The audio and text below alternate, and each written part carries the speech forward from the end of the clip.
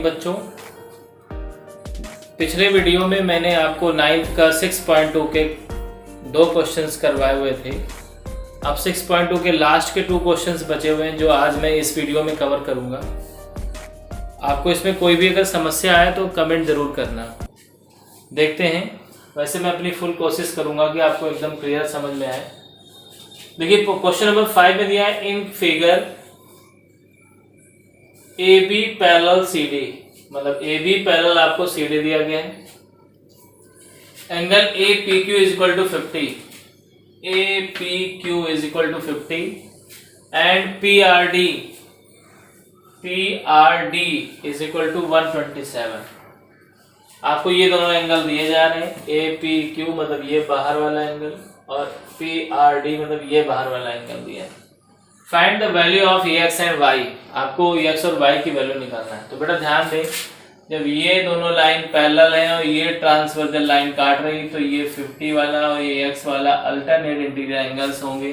तो इसीलिए मैंने कह दिया X is equal to angle A P Q और अल्टरनेट इंटीरियर एंगल्स की वजह से।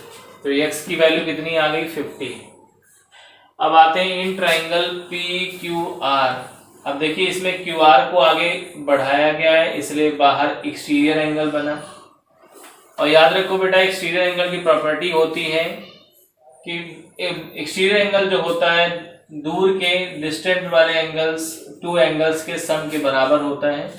तो मतलब हो जाएगा in triangle P Q R X plus Y, देखिए दूर के 2 एंगल हैं, एक्सटीरियर एंगल के बराबर होगा इन दोनों का सम। एक्स प्लस वाई बराबर 127, तो वाई की वैल्यू यहाँ से निकल के आएगी 50 उधर जाके माइनस हो जाएगा, तो वाई की वैल्यू 77 आ जाएगी। इस तरह से आपका ये क्वेश्चन नंबर 5 हो गया। क्वेश्चन नंबर 6 में आते हैं। In figure P Q and R S are 2 mirrors. यहाँ पे इन फिगरों में आपको दिखाया गया ये आपके मिरर हैं, P Q and R S 2 mirror हैं। और मिरर में आप जानते हो लाइट का रिफ्लेक्शन होता है। Place parallel to each other, दोनों को पैरेलल रखा गया एक दूसरे के। An incident ray A B strikes the mirror P Q at B. देखिए ए बी नाम की एक इंसिडेंट रे है जो मिरर पी क्यू को बी पे स्ट्राइक करती है। एंड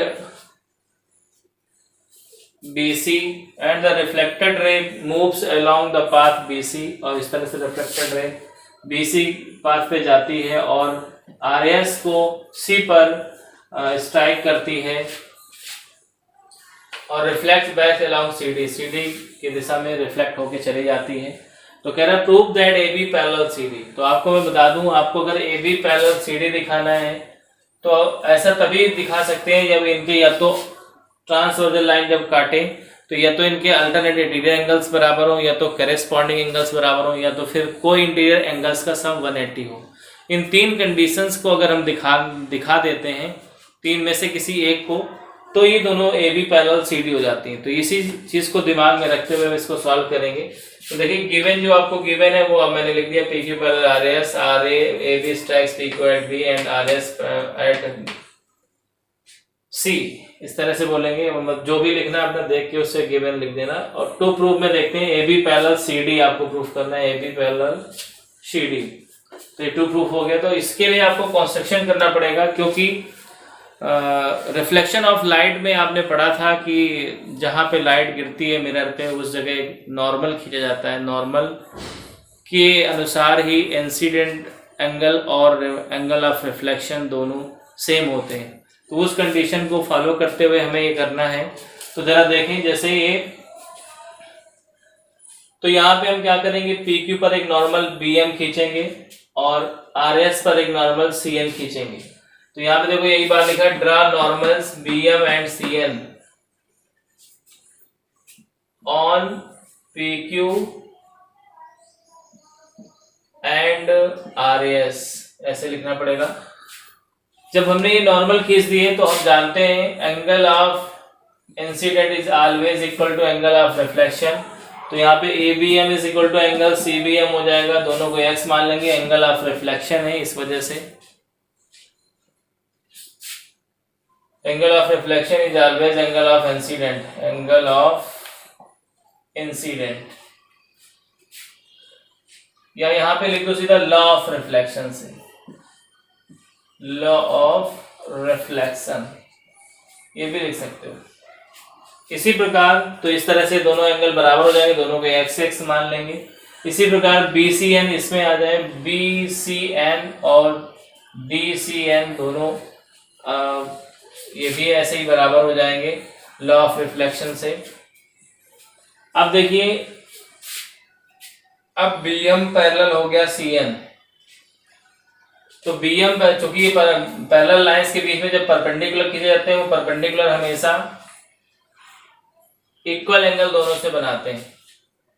तो देखिए एक मिनट क्या होगा, यहाँ पे ये दोनों पैरेलल होंगे, बी मतलब ये दोनों परपेंडिकुलर जो होते हैं वो पैरेलल होते हैं आपस में, तो ये दोनों पैरेलल होंगे। तो देखो क्या हो जाएगा, C B M angle C B M और B C N angle B C N दोनों बराबर होंगे अल्टरनेट इंटीरियर एंगल से। तो इस तरह से चूंकि ये बी एम और सी एन पैरेलल थे, इसलिए ये ट्रांसवर्जल लाइन काम कर रही थी बी सी, तो इसलिए ये अल्टरनेट इंटीरियर एंगल बराबर हो गए। तो x इक्वल टू वाई हो गया यहाँ पे। अब ये दो बोथ साइड में 2 से मल्टीप्लिकेशन करने पर लिख देंगे, मल्टीप्लाइंग बाई 2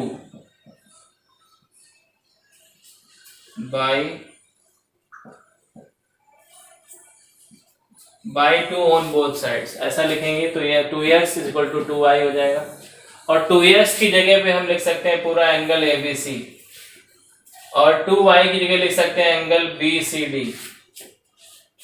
तो इस तरह से लिख दिया, ABC एंड BCD आपस में एंगल बराबर हो गए, which are alternate interior angles, जो कि अल्टरनेट इंटीरियर एंगल्स हैं और बराबर हैं। दैट्स वाई, इस वजह से AB पैरेलल CD होगी। तो इस तरह से बेटा मैंने आपकी 6.2 एक्सरसाइज के 2 लास्ट वाले 2 क्वेश्चंस मैंने इसमें कवर किए हैं।